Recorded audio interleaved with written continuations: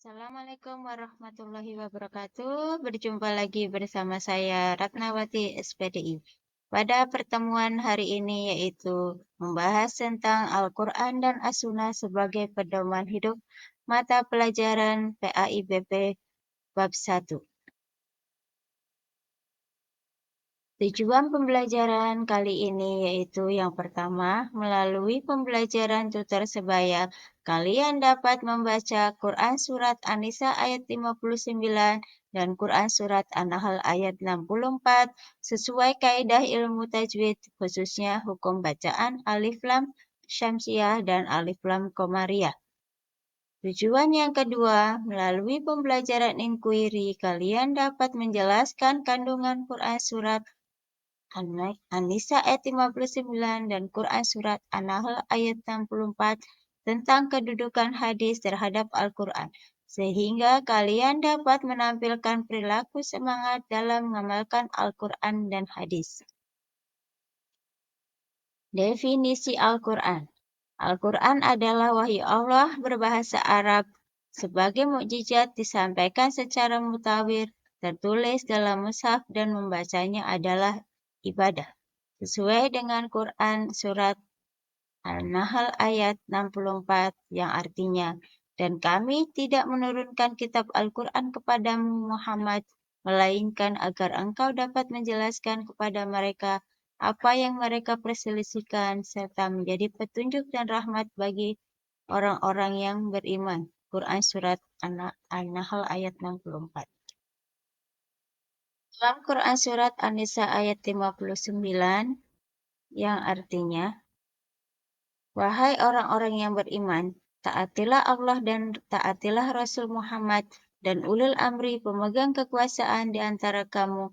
Kemudian jika kamu berbeda pendapat tentang sesuatu, maka kembalikanlah kepada Allah, Al-Quran, dan Rasul Sunnahnya. Jika kamu beriman kepada Allah dan hari kemudian, yang demikian lebih utama bagimu dan lebih baik akibatnya. Quran Surat An-Nisa ayat 59. Isi kandungan pada Quran Surat An-Nisa ayat 59 yaitu menjelaskan untuk perintah patuh dan taat kepada Allah, pada Rasul, dan kepada pemimpin-pemimpin kita. Selanjutnya yaitu definisi hadis. Hadis adalah sumber hukum Islam yang kedua. Ada 4 ragam yang serupa dengan hadis. Yang pertama yaitu sunnah. Sunnah adalah semua yang bersumber dari Nabi Muhammad SAW, baik perkataan, perbuatan, takrir, tabiat, budi pekerti, atau perjalanan hidupnya. Yang kedua hadis. Hadis adalah perkataan, perbuatan, dan takrir yang bersumber dari Nabi Muhammad SAW. Ada pula ulama yang menyamakan sunnah dengan hadis.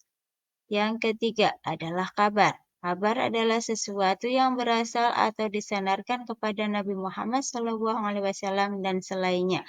Yang keempat adalah asar. Asar adalah sesuatu yang disandarkan kepada sahabat dan tabi'in.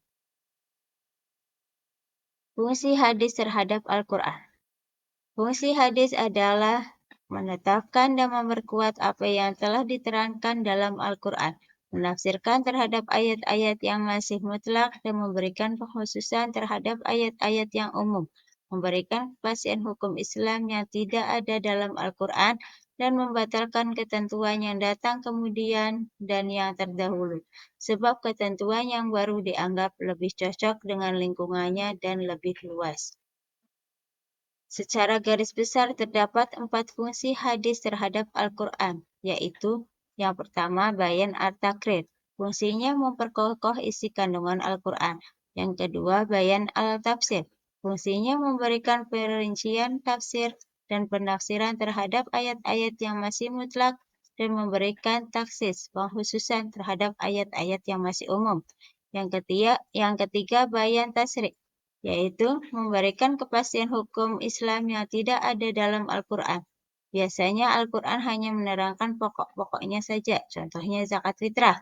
Yang keempat yaitu bayan al-nasakh. Fungsinya membatalkan ketentuan terdahulu sebab ketentuan yang baru dianggap lebih maslahat. Selanjutnya yaitu hukum bacaan alif lam samsiah.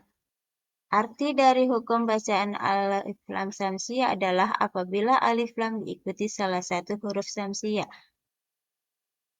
Cara membacanya melepaskan huruf suara alif lam.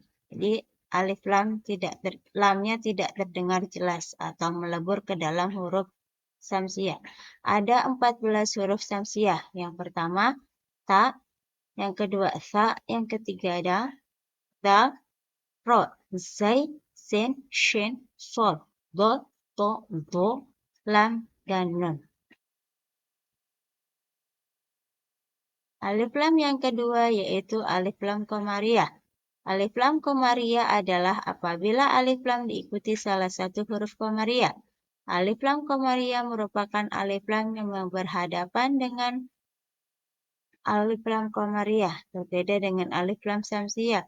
Salah satu huruf alif lam ini dibaca lebih jelas. Huruf-huruf alif lam komariah ada 14 yaitu alif, ba, ha, kha, ain, ghain, fa, qaf, kaf, mim, waw, ha, dan ya. Terima kasih.